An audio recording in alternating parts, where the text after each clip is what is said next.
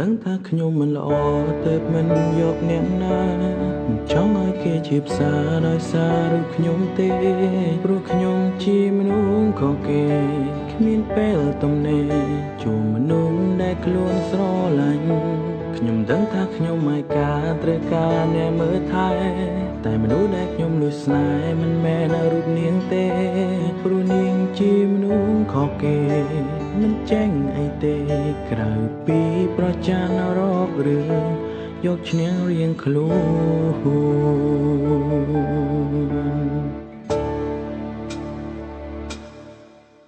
ព្រោះតែខ្ញុំនេះមិនល្អទើបមិនស្នេហ៍អ្នកណាមិនចង់ឲ្យគេនោះឈឺផ្សាដោយសារតែរូបខ្ញុំទេនាងជាមនុស្សស្រីខុសគេនោះល្អតែមិនចេះអីទេជាមនុស្សដែលបកកាយររឿងប៉ុន្តែររឿងឆ្លោះព្រោះតែនាងខុសគេហើយមនុស្សដែលខ្ញុំប្រាថ្នាជាមនុស្សស្រីដែលបកកាយសង្សារជាមនុស្សស្រីមិនចេះឆ្មោះឆ្មៃតែនាងសុភាពរៀបសារចេះគោរពចាស់ទុំហើយចេះស្រឡាញ់ម៉ាក់ប៉ាមនុស្សស្រីបែបនេះណាស្រឡាញ់នាងទៅមិនខុសទេ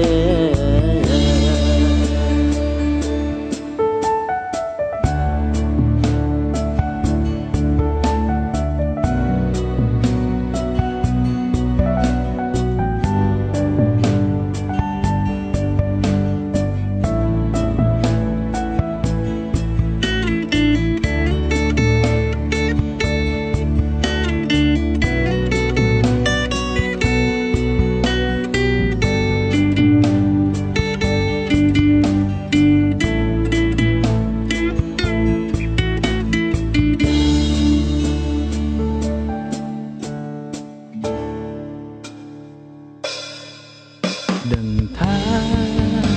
ព្រាមរាមានចិត្តលើអូនព្រោះរូបអូនជាស្នេហ៍ដំបូងតែមិនយ៉ាងទេ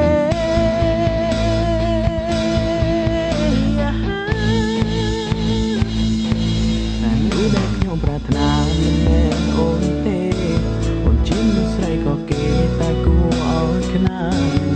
អូនគួរឲ្យស្រឡាញ់